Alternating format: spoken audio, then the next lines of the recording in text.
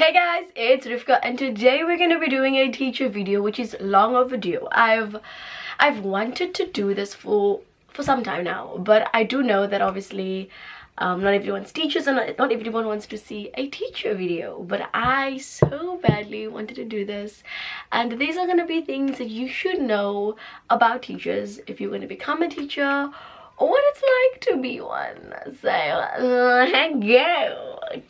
I think the main or the one that's really kicked me in the butt when I started teaching was the fact that lesson planning and all types of planning to do with teaching takes up so much time. It's not just about, okay, that is going to be your maths lesson, that is going to be your language lesson, that's your science lesson, there we go, that's the topic. You don't just randomly appear in class and be like, boom, open your textbook, let's do this. I don't know why I grabbed that. You need to plan out every single thing, from the questions you're going to ask to what you expect your learners to learn, which is usually your objectives, your aims, the focus of your lesson. So it really gets really crazy in the planning. Like, planning takes 85% of my life. Like, social life sometimes has no existence because I'm constantly sitting planning something, marking something. There's always so much work with teachers, and I think when people realize or think or hear that you're a teacher, they're like, oh, you get holiday, wow, like the life.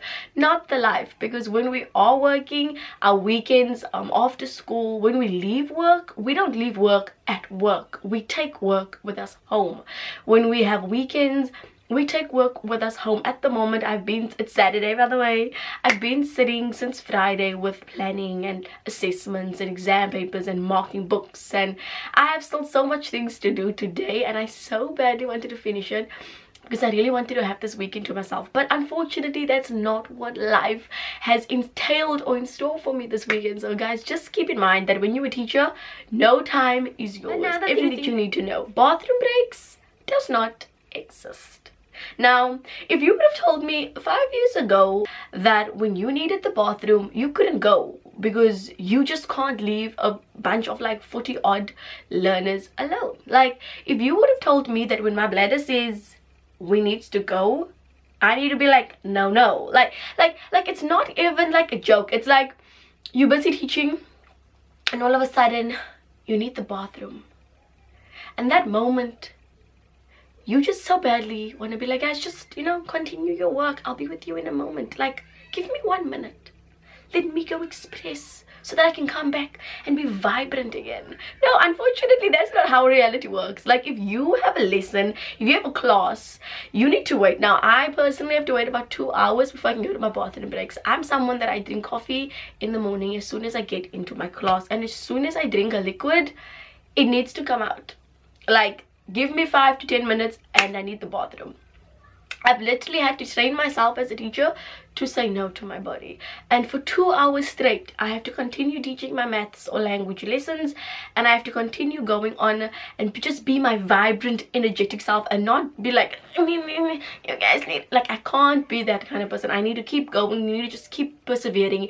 And bathroom breaks are no, like, your breaks become marking time, detention time. Like, guys, stay in and finish your work. Someone wants to sit in class because they're not feeling well, someone needs to speak to you during break because they're going through some issue. You become so much of a friend, a social worker, a family member to the learners that your time is not your time, it's their time. Especially for someone like me, when I have breaks, my learners storm in and they want to sit in class and they want to talk to me and they want to ask me questions, and I'm someone that's very open with them, and so we just have an amazing relationship. Guys, if I knew that teachers were actors back in the day, I would have become a performer. Because let me tell you, performers get paid for their work. The amount of work that we do, it's not even funny. Like, the amount of work that we do for the amount of performances we need to do. Like, we perform 7 days a week, 5 days a week. We as teachers have to perform, and in that 5 days we need to perform different acts, and different types of performances need to be done. Now, what I mean by that is we have like 7 to 9 subjects per day, not per week, per day.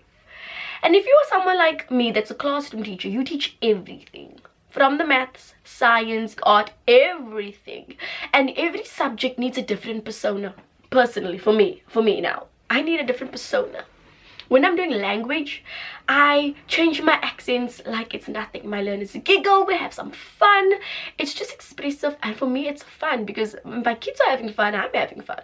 So we are actors and actresses at our best. We don't get paid as such, but we are performances. What people don't understand is when you're a teacher and you teach and you do presentations and you do lessons, you give so much of yourself. You basically display yourself right there in front of everyone to see.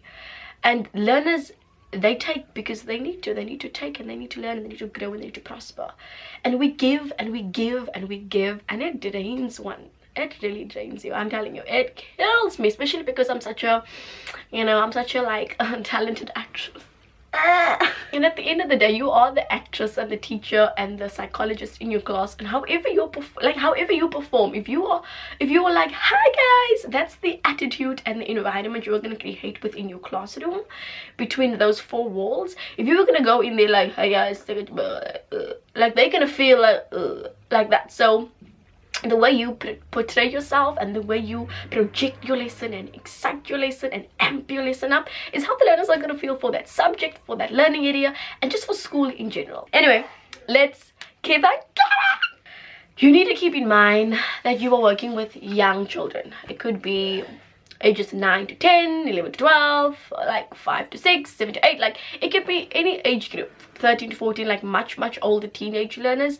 You need to keep in mind that with children, or just with teaching in general, you need to expect the unexpected.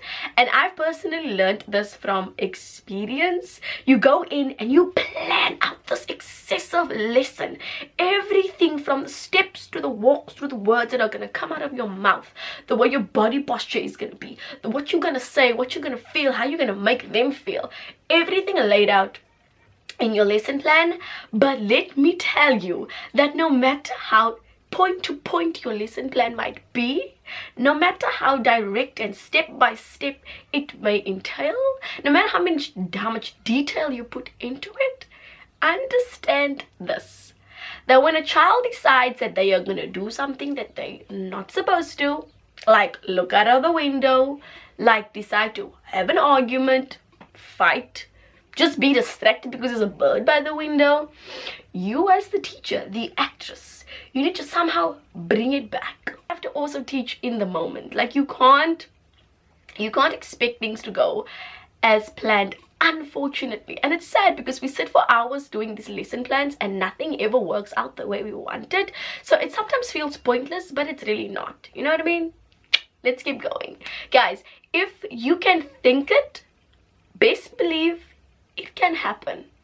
Because children and teaching is a whole different ball game. Just expect the unexpected, because anything, and I mean anything, can happen. This is going to be a touchy little subject, but I want to say it because it's honest. I'm going to be totally honest, and it's going to be totally true, because let's just lock eyes this moment. Let's just look into each other's eyes and realize that this is real. Dealing with parents, it's not easy. It's probably the hardest thing for me. Now, if you're a parent out there, or a child of a parent, keep this in mind. When you put me in front of a class of 40 plus learners, I got this. I got the lesson on lock. I got the discipline. Yeah, on lock, because I'm the clown in my own class, to be quite honest. But put me in front of the parents of those learners. The introvert that I am naturally, she awakens.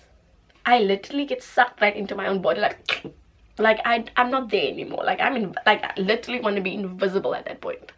And it's not because you are inferior towards the parents or that they are superior towards you. It's just that sometimes it comes across that parents feel like you were the enemy. Like they feel like when they meet the teachers, it's like, oh, now she's gonna complain and she's gonna tell me this and she's gonna tell me that, and now I must defend. at the end of the day, we as teachers are just like you, trying to help the learner progress. Your child is our child. We see your children, or we see the child for like most of their life. Like, they are constantly at school. They're at school for like 9 to 10 hours per day out of that time, and sometimes parents only come home late at night, so they don't really see and deal with what we deal with. So sometimes I just feel like parents feel like they need to protect and they need to attack, and that's not what I'm about. Like, I'm just coming to tell you, this is what is the problem. What are we gonna do to bring that barrier together? What can you do, what can I do, so that we can work as a team? Because for me, that is, it's hard. And there's a parent teacher meeting coming up soon, so like in a few days time, in the new week. Am I not looking forward to that? Last but definitely not least, teachers to be. Understand that no 2 years, 2 days, 2 months, 2 weeks, to anything will ever be the same. Your learners differ from day to day, from week to week, and definitely from year to year. You get different learners every year, and every year you need to learn their personal traits, their strengths, their weaknesses. You just need to adapt to them constantly. That's why expecting the unexpected is just something that should be pinnacle point as a teacher. You just have to go with it. What I can say is that every year will be different, and every year will be somewhat of a challenge, but every year will also have some positives. And I feel like we as people, we as teachers, we as human beings need to stop seeing the negative in life. This was me not ranting about the negatives of teaching or the bad things of teaching. It was just me being real and telling you more about what teachers go through. Like, this is not even a touch of what I go through. This is not even like the real deal. This is just a sit down, little bit of a fun video so that you can understand what I feel, what I go through, you know. And it's really hectic when you have to sit and explain to parents and learners and just anyone in general the struggles that are going on behind the scenes. And you as a person, as a teacher, as someone that constantly needs to develop oneself so that you can enhance another being, we constantly just need to be open-minded about what learners go through. This is going to be amazing 2019 for every single person. This is going to be the year that we kick boot. Hey, and if you had a bad start to the new year, don't worry about it. This February, it's the new month. You know, why celebrate new year? Celebrate a new month. Celebrate a new day. Every day that we wake up is another day to be celebrated. So smile, be happy, and know that you are blessed, loved, and truly cherished. I hope that you guys enjoyed this teacher video, because I am so excited to upload this. I hope you guys will come back to see more, even if you're not a teacher, because like I'm not gonna be posting teacher things all the time, but like very soon I'm gonna be posting more, because I feel like doing a makeup video, I'm gonna put up a makeup video. If I feel like doing a teacher, I'm gonna put up a teacher video. Like, if I feel like I don't want to put up no, you're wrong. You thought I was gonna say I'm not gonna. Do you know me? Anyway guys, I hope you enjoyed this one, and I hope you'll be back next week. It's not set in stone, but I do plan on doing the whole of February a hair series type of like. But until next time, much love my angels, and have a blessed weekend.